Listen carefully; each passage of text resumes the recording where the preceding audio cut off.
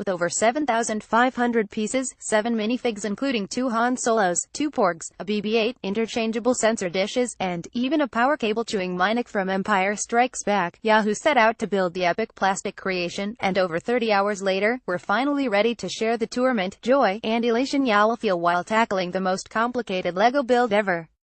You can also watch a time-lapse of the build above. There's something pure and transcendental about putting together a big LEGO set. Maybe it's just tuning into the instructions and focusing solely on the task at hand that makes it feel akin to meditating. A whole day meditating while cobbling together one of the coolest spacecrafts in movie history sounds idyllic to me. The box this thing comes in is huge. LEGO has had to build a special device for its retail shops to allow punters to carry it home, as its plastic bags simply weren't strong enough. If you buy this thing, seriously, get it delivered. You don't want to try lugging this down the street on your own like I did. Opening the box, it quickly becomes clear that I've seriously underestimated this whole endeavor. Large LEGO builds I've tackled in the past have included 45 numbered bags in the box, with slim instruction manuals that take maximum a couple of hours to construct. This thing has 17 numbered stages, with each stage containing 45 bags, and an instruction manual with 1,379 stages over 466 pages. Each stage seems to take 12 hours, so it quickly becomes clear that you'd need to be the Flash to complete the whole thing in just 20 hours.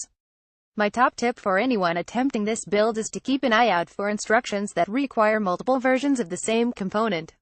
One early stage has instructions to build the Falcon's landing feet, which is quite fiddly, and takes a while to complete, but once you get to the end, you realize you need to build 6 of the damn things. Building 6 concurrently is easier and quicker than doing them one at a time, so keep an eye out for those bits. 5. So many fiddly bits. The Millennium Falcon is incredibly detailed ship kit. Bashed history of the ship's design is essential reading for hardcore Star Wars nerds, and this is an incredibly detailed recreation of Han Solo's ship.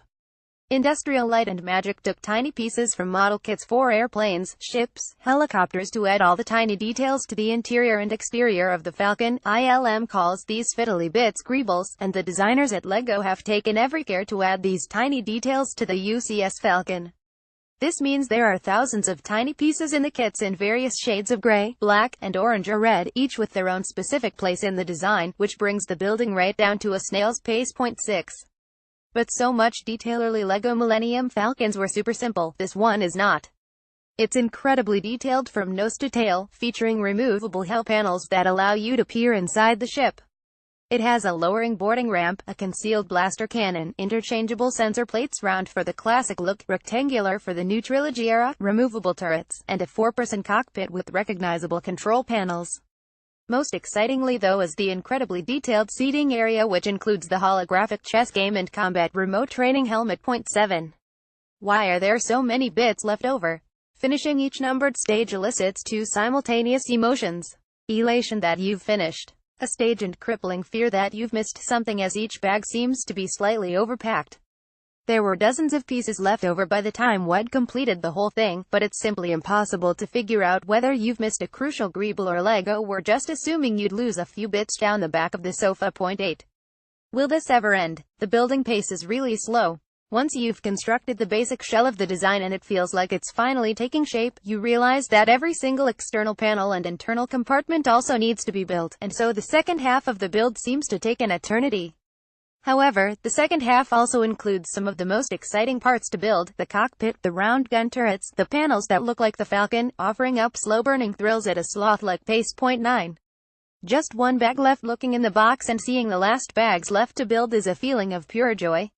The hours of searching, fiddling, and scrabbling are coming to an end, and it feels like hitting the home stretch of the Kessel Run, but there's no time to get cocky, and the last stage is just as fiddly as the 16 that preceded. 10. Now where do I put it? The very last thing you'll build is an informational fact plaque, including the biggest sticker of the whole set. The set is mercifully light on those fiddly stickers, that is designed to stand in front of your finished set. But where does it go now? At 84 centimeters long, 56 centimeters wide, and 21 centimeters high, this is bigger than any shelf you have at home, so it really needs a dedicated display. Some fans have been mounting them within glass coffee tables, while others have them in dedicated fan shrines, but wherever you put it, you'll want it somewhere you can look at it every day, just to remind of the time it took to build it. Read more. Are your old Star Wars toys worth a fortune? Justice League Lego reveals villain The Beatles finally available in Lego form.